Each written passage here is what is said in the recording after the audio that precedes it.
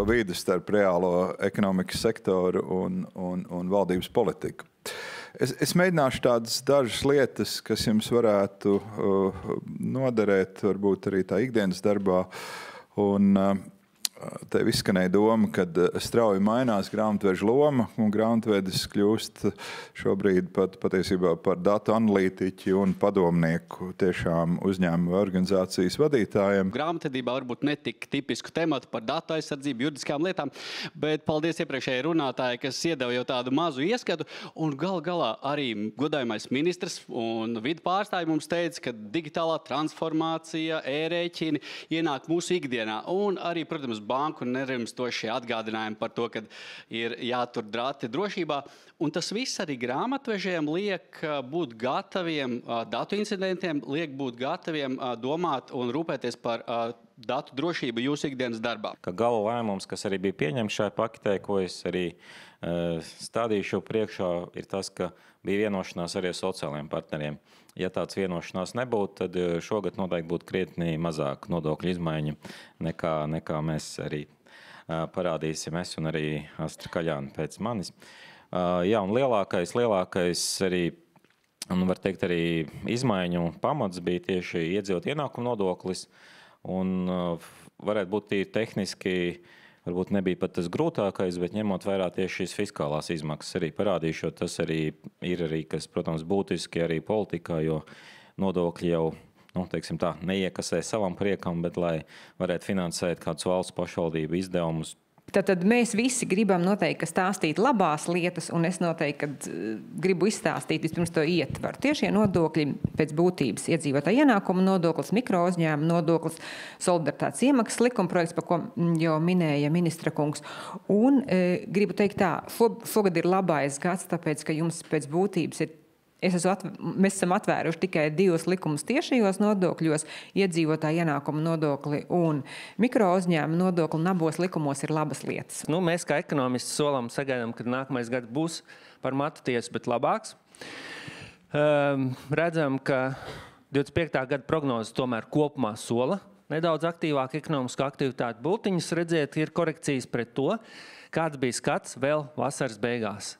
Ja skatāmies mūsu reģionu, tad bultiņas ir uz leju.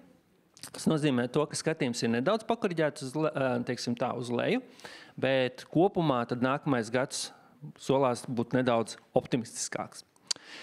Šeit jūs redzēt galvenās tendences. Jā, šis gads varbūt ir sarežģīts, un gada otrā puse nav izrādījusies tik veiksmīgi, kā tik gaidīts. Līdz ar to šī tāda atgūšanās ir ievilkusies.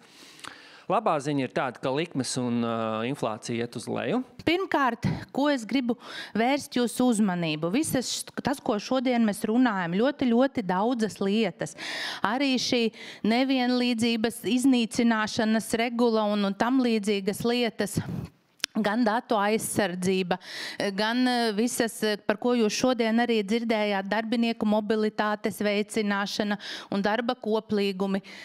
Tas nav nekas nejaušs, tas nav kaut kas negadījums, ko Latvija izdomāja. Īpaši par šiem strukturētajiem elektroniskajiem rēķiniem. Tas nav Latvijas izdomājums. Ja? Tātad kopumā ir jāsaprot, kas notiek pasaulē. Šīs strukturētās lietas ir Eiropas prasība, tas bija jāievieš, tas bija zināms jau sen. Tas nav mums izvēles iespēja. Bet labā ziņa ir tāda, ka arī grāmatveži būs ieguvēji šīs pārmaiņas, noteikti nesīs kaut ko labu. Būs, protams, neērtības, tas mums visiem. Vairāk runāšu tomēr kārtīgu reizi par pareizu uzskaiti pašnodarbinātajiem un akcentēšu to, ka ja mēs salīdzinām lielo biznesu, tie, kas ir SIA un visi citi uzņēmumi, kuros ir divkāršā grāmatvedība, tad viņu grāmatvedības uzdevums ir patiesa informācija, ko mēs rādām gada pārskatā. Ir tā? Ir tā. Tad mazajā biznesā pašnodarbinātajiem mērķis ir pareiza uzskaite, lai pareizi aprēķinātu nodokļus. Ir drusciņa atšķirība. Tad viņi kārto maksimāli precīzi grāmatvedību, lai var maksimāli precīzi aprēķināt nodokļus. Ja? Tad arī cits uzsvars viņiem. Lūk, pēc tāda ievadiņa ejam uz priekšu. ar kuru bultiņu, ar šo. Tātad arī uz visu skatīsimies ar pašnodarbinātā acīm, arī uz šīm izmaiņām. Sākšu ar grāmatvedības likuma šīm te izmaiņām strukturēto rēķinu, kas arī attiec uz pašnodarbinātajiem, un pēc tam jau nodokļi.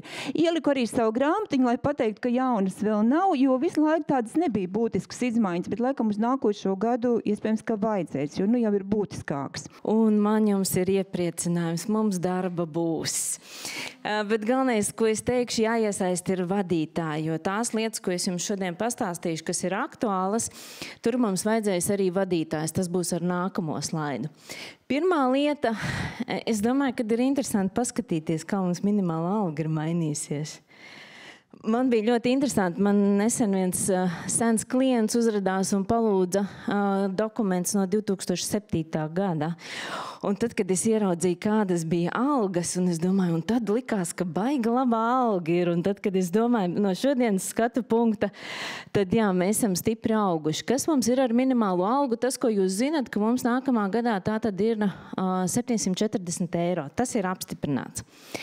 Kas vēl ir noticis tagad novembrī? Novembrī mums ir stājušies spēkā ministra kabineta noteikumi 730 par minimālās mēneša darba algas noteikšanas un pārskatīšanas kārtību. Un šie jaunie noteikumi ir izstrādāti tieši tāpēc, lai mums arī Latvijā izpildītu direktīvas 22. gada direktīvas par adekvātajām minimālajām algām Eiropas Savienībā prasības. Kāpēc tieši mēs runājam par 26. gadu un 25. gadu? Jo valsts ieņēmuma dienests pašreiz īsteno projektu e-rēķinu elektroniskās aprits risinājumu ieviešana.